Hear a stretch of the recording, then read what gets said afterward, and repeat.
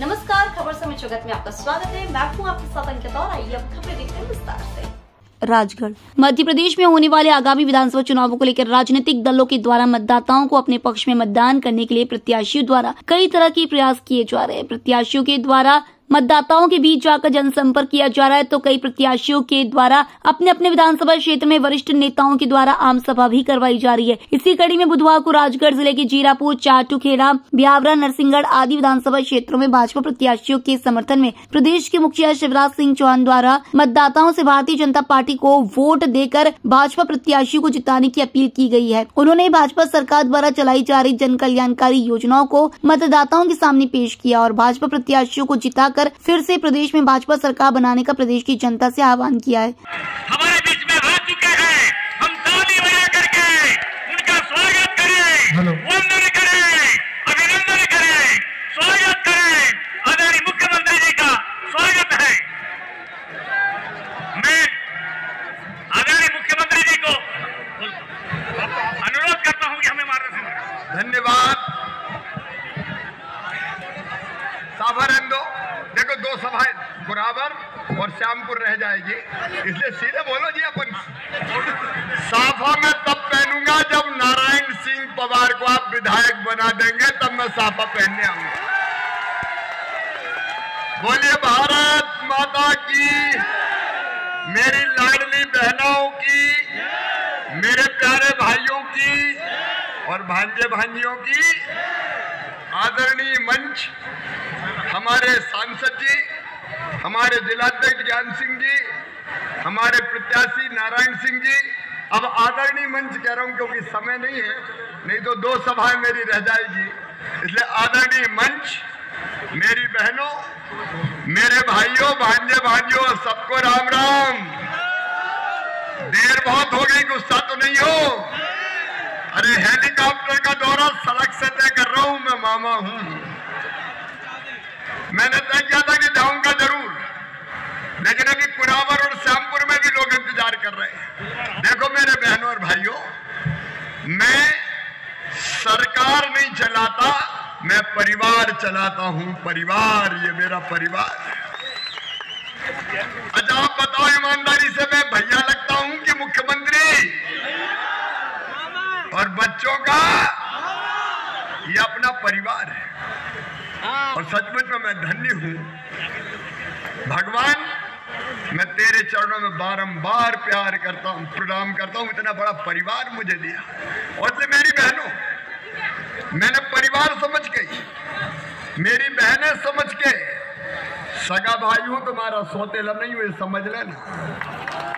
हूं कि नहीं सगा भाई? और इसलिए मैंने योजना बनाई, लाडली बहना योजना, ताकि मेरी गरीब और निम्न मध्यम वर्गीय बहनों की जिंदगी में मैं खुशी के पल ला सकूं, वो मजबूर ना रहे, उनको हाथ ना फैलाना पड़े। मैं सोच रहा था क्या करूं अपनी बहनों के लिए। एक ही विचार मेरे मन में आया कि शिवराज सीधे बहनों के पैसे, बहनों के खाते में पैसा डाल दे, उनकी जिंदगी सुखी हो जाएगी। और मेरी बहनों, अभी तो दिवाली और धनतेरस आ रही है। वैसे मैं देता था 10 तारीख को, लेकिन अब तो मैंने कल ही पैसा डाल दिए। जाओ बाजार, खूब खरीदी करो। नारायण सिंह जी, आप भी जाओ बहनों के साथ खरीदारी करने। मैं भी 13 तारीख को मेरी लाडली बहनों के साथ ही खरीदी करने जाऊंगा। देखो, ये जिंदगी बदलने की योजना है। बताओ मेरी बहनों, लाडली बहना योजना से जिंदगी में खुशी आई कि नहीं आई? कई बहनों ने कहा छोटे छोटे काम धंधे चालू कर दिए, और कुछ बहनों ने तो कहा कि भैया सबसे बड़ी बात तो ये हुई है कि घर में ही हमारी इज्जत बढ़ गई है, पूछ परख बढ़ गई है। अब तो सास भी बहुत प्यार से बोलती है, बहू अच्छी तो हो।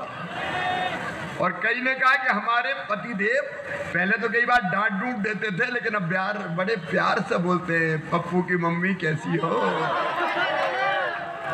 पैसा आगे कि नहीं आए? और भैया सब सुन लेना, भाई लोग गुस्सा तो नहीं है ना?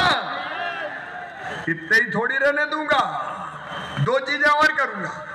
एक, जितनी बहनें रह गई है, हर गांव में 5-5, 10-10 रह गई, ज्यादा रह गई, अरे कितनी रही हो चिंता मत करना, इस चुनाव के बाद सरकार बना के सबके नाम जोड़ूंगा, कोई बहन शेष नहीं रहे।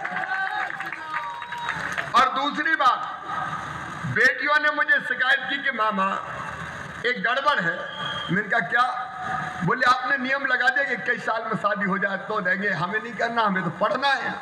तो हमने तय कर लिया कि 21 साल से ऊपर की उम्र की जितनी बेटी है उनके खाते में भी पैसा डालेंगे। और बेटियां तो देवियां हैं मेरी, भांजों के लिए भी आ रहा हूं, चिंता मत कर बेटा, देवियां हैं बेटियां। और बहनों को भी मैं देवी ही मानता हूं। जगत में जितनी स्त्रियां हैं वो देवी की मूर्तियां ही तो है। ये कांग्रेस के लिए नहीं है, उनके नेताओं के विचार अलग है। और कल तो नीतीश कुमार ने ऐसे शर्मनाक टिप्पणी की है मेरे बहनों और भाइयों कि शर्म आती है कि ऐसे लोग भी नेता हैं, लेकिन मेरे लिए वंदनीय और पूजनीय। और अब सुन लो, केवल 1250 नहीं, पैसे की जुगाड़ में लगा हूं। जैसे ही हो जाएगी 1250 से 1500, फिर 1750, फिर 2000, फिर 2250, फिर 2500, फिर 2750, और बाद में कितने करूंगा? 3000 करूंगा, 3000। तब मुझे चैन की नींद आएगी कि मैंने अपनी बहनों की जिंदगी बदल दी। वो अब हाथ नहीं फैलाएंगी। बड़े मार्ग है, हम प्रयास करेंगे, हमारी सूची में है। हमने प्रयास किया था कि प्रधानमंत्री सड़क के तहत वो रोड जुड़ जाए, नहीं तो राज्य सरकार के माध्यम जुड़ जाए। हमारे कुछ क्षेत्र जो इधर घोड़ा बाजार से लगे लगाए क्षेत्र हैं, बागपुरा, अमरगढ़ के बाद खंडिया, आगे फिर हमारा नेवली, और फिर ऐसे घूमते हुए गिंदोरहाट, मलावर, नरसिंहगढ़ के पगारी बंगला चला जाए। ऐसा रिंग रोड पूरा हो जाए ताकि सारे लोग उसके आर पार जो है निकल सके। ऐसे रोड की हमें जरूरत है। और इधर एक भैसाना तक जाने का एक और रोड हमें चाहिए। मुझे उम्मीद है कि कहाँ से आए आप लोग? हम मुजफ्फरपुर गाँव से आए। कहाँ आए थे आज? ये सीएम साहब की सभा सुनी, ब्यावरा में जो सभा में सभा थी ना, आए थे। तो क्या बताया मामा ने? कुछ आए थे आपके लिए, कोई सौगात लेकर आए थे? मामा सौगात लेके आए कि हम यहाँ पे स्कूल बनाएंगे, कॉलेज बनाएंगे। और मामा एक सौगात लेके आए कि हमारे बाल का मुआवजा दुगना करेंगे, लेकिन हमारी इच्छा है 6 गुना करो। 6 गुना करो, आपकी इच्छा है? हमारी इच्छा है कि 6 गुना करो। हमें स्पेशल पैकेज देने की कृपा करें मामा जी। और हम ये चाहते हैं कि मामा जी हमारे बाहर हमारा जो डैम गुजरखेड़ी कला में सुब्रह्मण्य डैम परियोजना बन रही है, उस पर फोकस करें। हम बेरोजगार हो रहे हैं, बेघर हो रहे हैं। ऐसे बेरोजगारी और बेघर में हम क्या करेंगे? तो हमें मामा से उम्मीद है कि हमारे जो जमीन हमें उचित मुआवजा दे, 6 गुना मुआवजे में जोड़े जाए। और हमें हमारे मकान को उचित मुआवजा दे। और हमें प्रत्येक परिवार में एक परिवार को एक सदस्य को नौकरी चाहिए सरकारी, जो बेरोजगार क्या खाएंगे हम? तो मामा ने ऐसा बोला है क्या? मुआवजा बढ़ाने का बोला है मन से मामा ने, लेकिन 6 गुना किए जाए। दुगने से क्या होगा? क्या ले पाएंगे हम दुगने में? तो ये तो मीडिया के द्वारा आपकी बात पहुंचेगी। लालडी बहना का लाभ मिल रहा है आपको? मिल रहा है हमें लाभ। मामा बहुत अच्छा काम कर रहे हैं, लेकिन हमारे सुब्रह्मण्य डैम परियोजना जो डूब क्षेत्र के लोग हैं, आपकी ये मांग अलग से स्पेशल पैकेज दिया जाए। स्पेशल पैकेज दिया जाए। हमारे प्रत्येक परिवार को एक सरकारी नौकरी दी जाए। आईडी पे 10 लाख रुपए दिए जाए। और हम गांव तो डूब ही रहा है हमारा। अब गांव में बस के क्या करेंगे? हमें शहर में व्यवस्था की जाए कि हम वहाँ बसे, पूर्ण निवास हम शहर में करें। हमारा गांव है ना, शहर में जाके बसा, सुटालिया या ब्यावरा। हमारी यही मांग है, मामा से यही उम्मीद है, वो पूरी करेंगे। तो कमलनाथ भी तो कह रहे हैं लाडली लक्ष्मी का लाभ, योजना का लाभ मिल रहा है। कमलनाथ कह रहे हैं कि 1500 रुपये हम देंगे। तो कहीं ऐसा तो नहीं हो कि आपका मन बिगड़ जाए आने वाली 17 तारीख को? तो आने वाले मन कैसे बदल जाएगा? जब पहले जिसने दिया हम उसी की तरफ है। जिसने हमको पहले दिया, खाने की रोटी दी, उसी की तरफ है ना। दूसरे की तरफ कैसे हो जाएंगे? तो खुल के क्या है, जो मामा को ही सपोर्ट करेंगे, मामा को ही वोट देंगे? पर मामा हमारी सुनेंगे तब है। तो मामा तो कह गए कि ये चुनाव के बाद सुनूंगा, तो फिर कैसे? चुनाव के बाद सुनना पड़ेगा मामा को, जीतेंगे तो जिताएंगे आप? आप जिताएंगे ना। मामा के साथ है आप लालडी बहने? कहाँ से आप कहाँ से आई है? सब एक जगह से आए हैं। आज ब्यावरा में सीएम साहब का कार्यक्रम था, तो आम सभा के बाद में क्या जोश है, क्या उत्साह है लोगों में और कार्यकर्ताओं में? कार्यकर्ताओं में तो जोश है ही सही, पर ब्यावरा विधानसभा की पूरी आम जनता में जोश है। भारतीय जनता पार्टी ने जो विकास किया है, जो योजना बनाई है, हर घर को उसका लाभ मिल रहा है। हर घर के हर व्यक्ति, हर मतदाता को जोश है। कि हम भारतीय जनता पार्टी को ब्यावरा से जिता के भेजेंगे, चाहे कुछ भी हो। ये चर्चा पूरे नगर में नहीं, पूरे गांव में नहीं, हर घर में चर्चा है कि भारतीय जनता पार्टी हमारे देश को सुरक्षित रख सकती है, भारतीय जनता पार्टी हम लोगों को लाभ दे सकती है। 60 साल तक कांग्रेस ने राज किया, लेकिन एक भी योजना उन्होंने नहीं बनाई, ना कोई सीधा लाभ किसानों को, गरीबों को मिले, ऐसी योजना नहीं बनाई। एक भारतीय जनता पार्टी ऐसी पार्टी है जो लोगों को लाभ दे रही, लोगों को फायदा दे रही। इसलिए बहुत उत्साह है और मुझे उम्मीद है, मुझे विश्वास है कि यहाँ के कार्यकर्ताओं पे और यहाँ की जनता पे कि भारतीय जनता पार्टी प्रचंड बहुमत से यहाँ से जीतेगी। नारायण सिंह कुमार कहाँ से आए आप? क्या लग रहा है अब आपको? आपके भारतीय जनता पार्टी की पूरी बहुमत से विजय होने वाली है। लोग कह रहे हैं कि पुरुषोत्तम दांगी बहुत व्यवहारिक आदमी है। तो भारतीय जनता पार्टी भारी है, तो